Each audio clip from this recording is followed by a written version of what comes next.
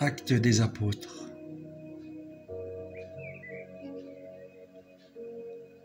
Premier discours de Pierre et première conversion. Alors Pierre, debout, avec les 11 autres apôtres, éleva la voix et leur fit cette déclaration. Vous, Juifs, et vous tous qui résidez à Jérusalem, sachez bien ceci, prêtez l'oreille à mes paroles. Non, ces gens-là ne sont pas ivres, comme vous le supposez, car c'est seulement la 3e heure du jour. Mais ce qui arrive a été annoncé par le prophète Joël. Il arrivera dans les derniers jours, dit Dieu, que je répandrai mon esprit sur toute créature. Vos fils et vos filles prophétiseront. Vos jeunes gens auront des visions, et vos anciens auront des songes. Même sur mes serviteurs et sur mes servantes, je répandrai mon esprit en ces jours-là, et ils prophétiseront. Je ferai des prodiges en haut dans le ciel, et des signes en bas sur la terre, du sang, du feu, un nuage de fumée. Le soleil sera changé en ténèbres, et la lune sera changée en sang, avant que vienne le jour du Seigneur, jour grand et manifeste. Alors, quiconque invoquera le nom du Seigneur sera sauvé.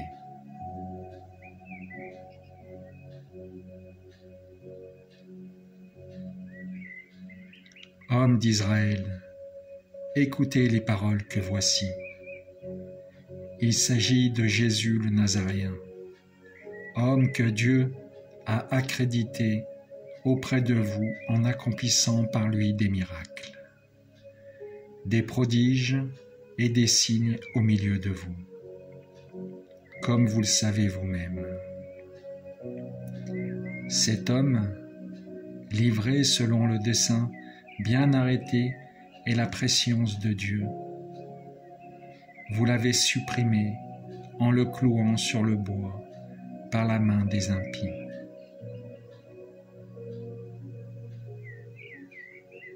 Mais Dieu l'a ressuscité en le délivrant des douleurs de la mort, car il n'était pas possible qu'elle le retienne en son pouvoir. En effet, c'est de lui que parle David dans le psaume. Je voyais le Seigneur devant moi sans relâche. Il est à ma droite, je suis inébranlable. C'est pourquoi mon cœur est en fête, et ma langue exulte de joie. Ma chair elle-même reposera dans l'espérance. Tu ne peux m'abandonner au séjour des morts, ni laisser ton fidèle voir la corruption. Tu m'as appris des chemins de vie, tu me rempliras d'allégresse par ta présence. Frères, il est permis de vous dire avec assurance au sujet du patriarche David qu'il est mort, qu'il a été enseveli et que son tombeau est encore aujourd'hui chez nous. Comme il était prophète, il savait que Dieu lui avait juré de faire asseoir sur son trône un homme issu de lui. Il a vu d'avance la résurrection du Christ, dont il a parlé ainsi. Il n'a pas été abandonné à la mort, et sa chair n'a pas vu la corruption. Ce Jésus, Dieu l'a ressuscité. Nous tous, nous en sommes témoins. Élevé par la droite de Dieu, il a reçu du Père l'Esprit Saint qui était promis.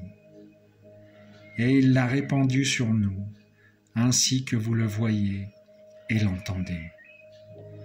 David, en effet, n'est pas monté au ciel, bien qu'il dise lui-même, « Le Seigneur a dit à mon Seigneur, siège à ma droite, jusqu'à ce que j'aie placé tes ennemis, comme un escabeau sous tes pieds. »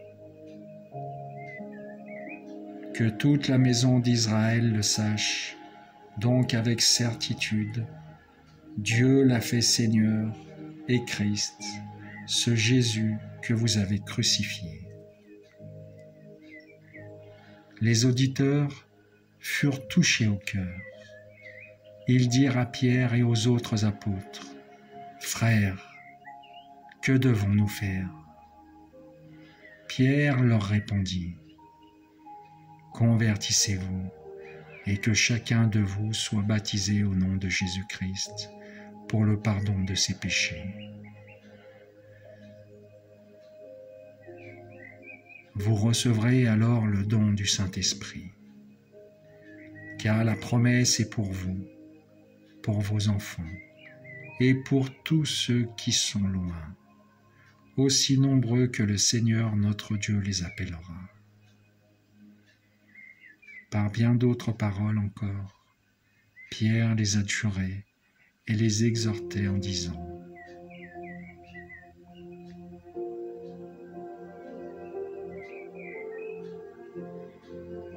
« Détournez-vous de cette génération tortueuse, et vous serez sauvés. »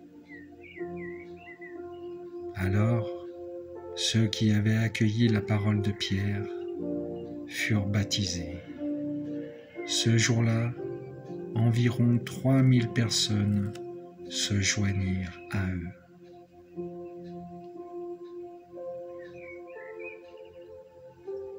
Merci Seigneur.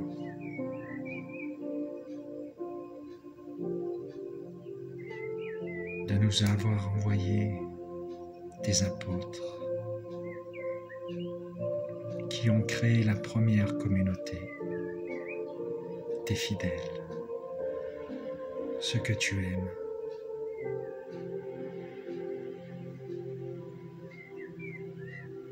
Merci de faire de nous des fils de Dieu.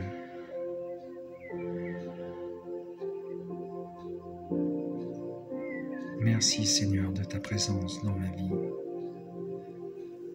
Sois béni le saint nom du Seigneur.